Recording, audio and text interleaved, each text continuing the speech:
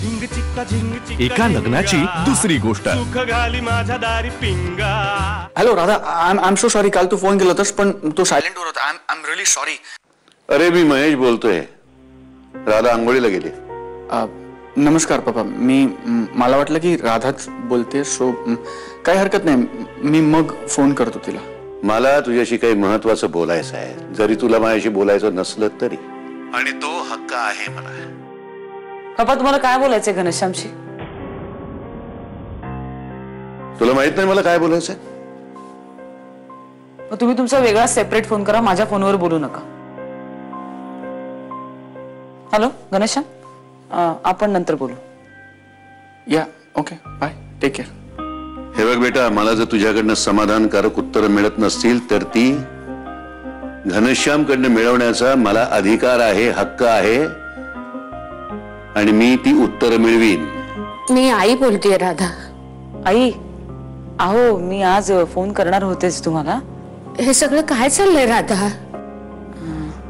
घनश्याम बोलला असेल ना तुमच्याशी सगळं?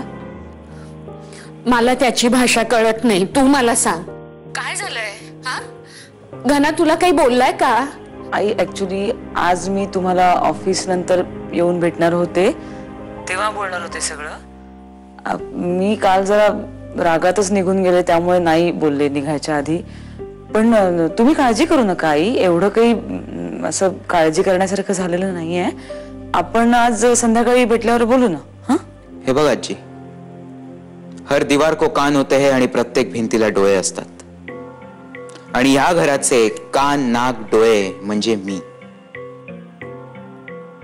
तुला एकदा सांगितलेलं कळत नाही का रे ज्ञाना? मला तुला घना दादा आणि राधा वहिनीबद्दल फार महत्वाचं सांगायचंय, आणि जे फक्त मी तुलाच सांगू शकतो। काय?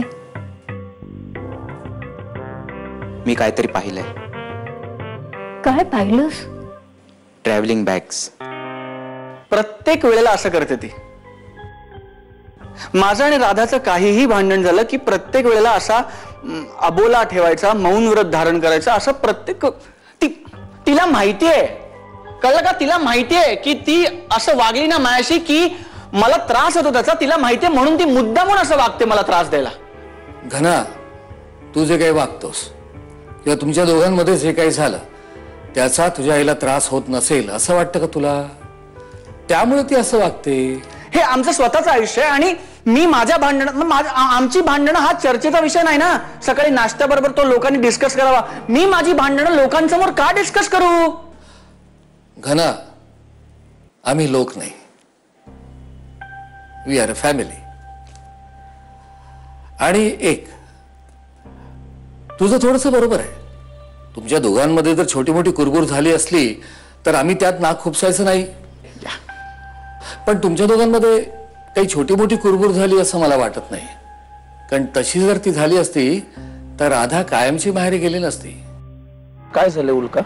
राधा माहेरी गेलीये, तिच्यात आणि घनात कम्पॅटेबिलिटी इश्यूज आहेत असं घना सांगत होता। अरे बापरे, कधी झालं हे सगळं? म्हणजे कसं काय?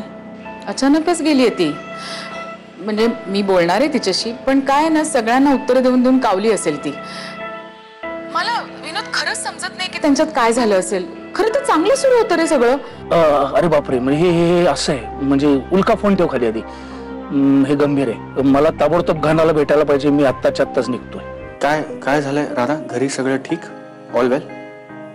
काय नाही, तोंड पाडून बसलेत घरात दोघही। आत्याने तर बोलणं सोडलंय माझ्याशी। सेम पिंच, इकडे आईने माझ्याशी बोलणं टाकलंय। लुक, आज मी संध्याकाळी येते घरी, त्यामुळे परिस्थिती बदलेल बरीच। काय? का राधा, तू इकडे काय येतेस? अरे आईंचा फोन आला मला, माझ्याकडे पर्याय नव्हता दुसरा असं म्हणण्या वाचून। हे बघ, मला असं वाटतं की तू इथे येऊ नकोस, आपण बाहेर भेटूया। तू ऑफिस मधनं फ्री झालीस की मला सांग, मी येईन कुठेतरी, आणि आपण बाहेर भेटू दोघे। ओके।